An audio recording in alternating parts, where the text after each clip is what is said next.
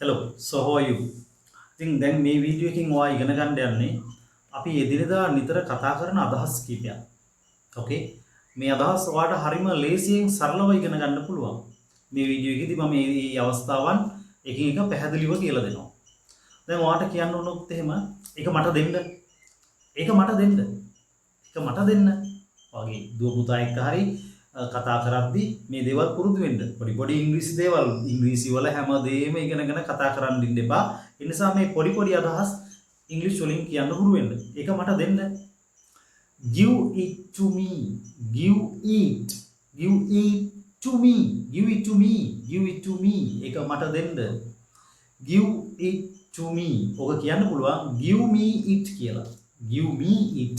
එහෙම නැත්නම් give it to me. ඒකේ to එකක් එනවා. අරකේ to එකක් එන්නේ නැහැ. Give it. give ගාවට it දාලා. ඊට පස්සේ අවසානට me එද්දී me කියන වචනයට කලින් to එනවා. Give it to me. එහෙම නැත්නම් give ගාවට කෙලින්ම me කියන වචනේ දාන්න පුළුවන්. අවසානට it දාන්න පුළුවන්. Give me it. එහෙම නැත්නම් give it to me. Give it to me තමයි වැඩිපුර භාවිතා වෙන්නේ. Give it to me. Give it to me. මට ඇහුම්කන් දෙන්න. නැත්නම් මම කියන එක අහන්න. මට ඇහුම්කන් දෙන්න. මම කියන දේ අහන්න. Listen to me. Listen to me. Listen කියන වචනේත් එක්ක නිතරම to කියන වචනේ භාවිතා වෙනවා. එතකොට මට ඇහුම්කන් දෙන්න නැත්නම් මම කියන එක අහන්න.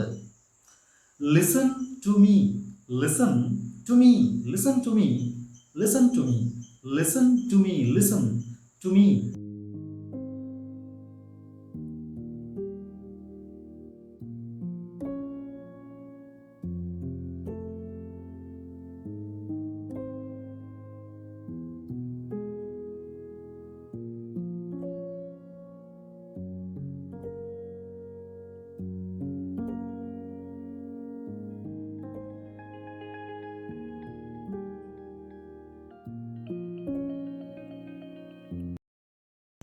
මට කෝල් කරන්න.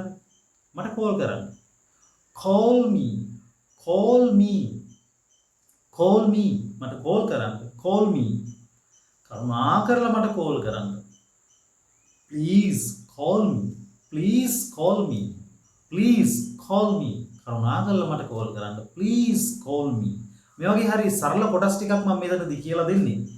මේවා මේ මහ ලොකු අපබ්‍රංශ ලොකු ව්‍යාකරණ එහෙම තියෙන දේවල් නෙමෙයි, හරි ලේසියෙන් කතා කරන්න පුළුවන්. ඉතින් අපි මිනිස්සු හම්බුනහම එදිනදා ජීවිතේ මහා ලොකු ගැඹුරු බරපතල දේවල්ම කතා කරන්නේ නැහනේ.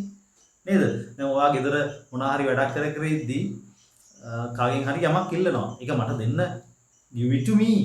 ඉතින් ඔකට මහ ලොකු ව්‍යාකරණ ඕනේද? මහ ලොකු ග්‍රැමර් ඕනේද? එහෙම අවශ්‍ය නැහැ. give it to me. ටිකක් ප්‍රැක්ටිස් කරා නම් ඕකේ. ඊට පස්සේ ඔයාට කෙනෙකුගෙන් අහන්න ඕනේ මේ ඔයා මාව දන්නවද? Do you know me? Do you know me?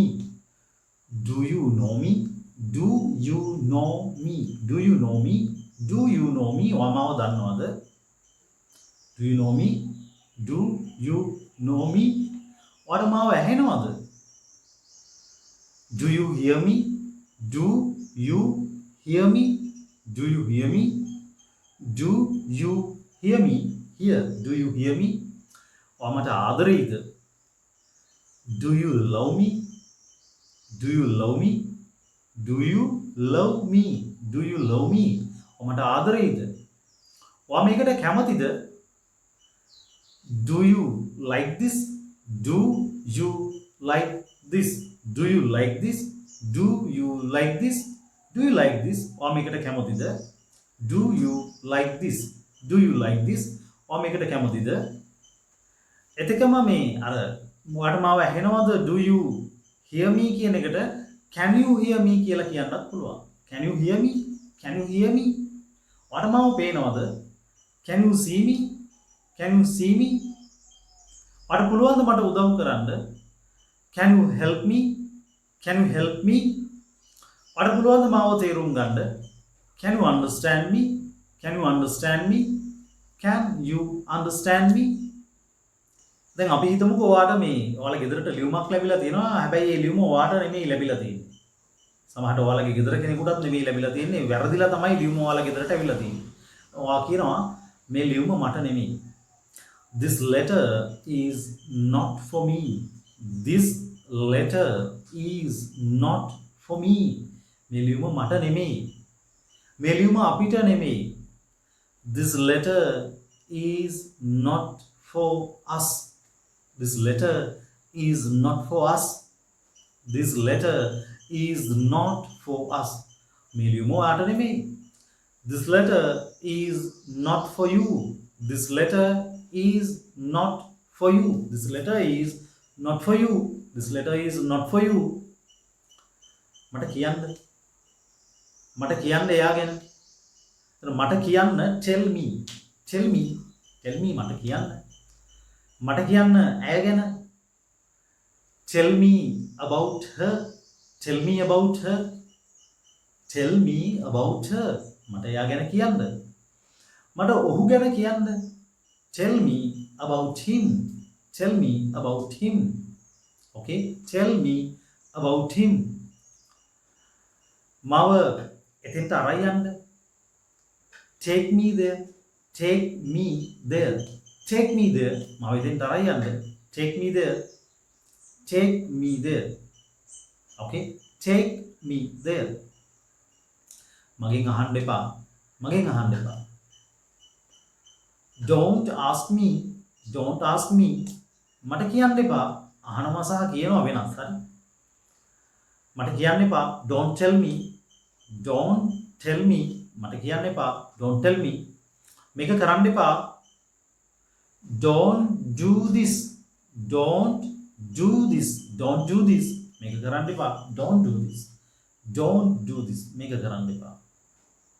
මේක ආයෙත් කරන්න එපා. Don't do this again. Don't do this again. Don't do this again. මේක ආයෙත් කරන්න එපා.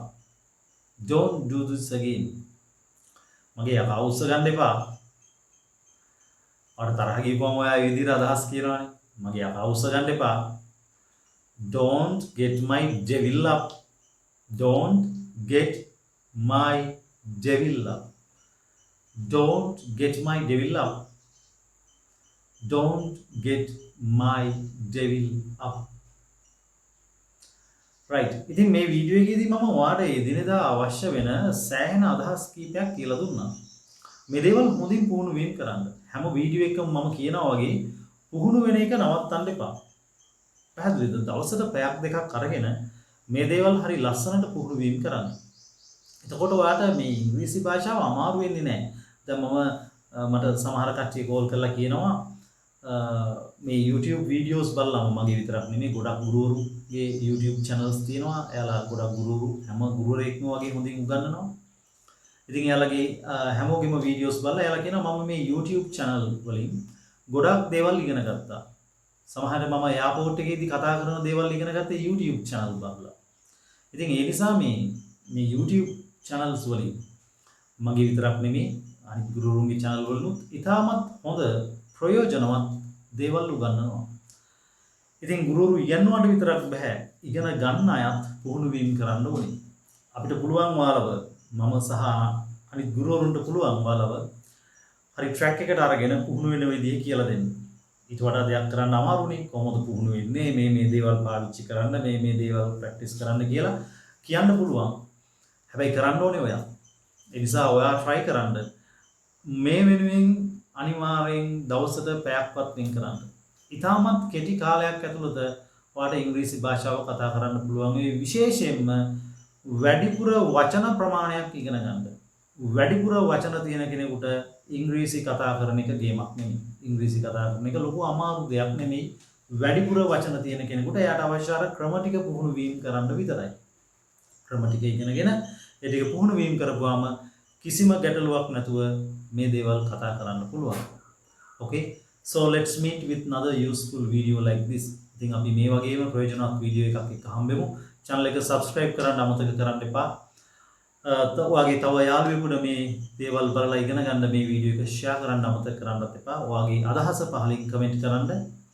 ඉතින් මම ඔයාට සුබ පතනවා. ඔයාගේ ඉංග්‍රීසි භාෂා හැකියාවන් ඉතාමත් ඉක්මනින් දියුණු කරගෙන ඉංග්‍රීසි කතා බහ කරන්න ඔයාට ගොඩක් කල් යන්නේ නැතුව ඉතාමත් ඉක්මනින් අවස්ථාව උදා වෙන්න කියලා. So goodbye. Take care.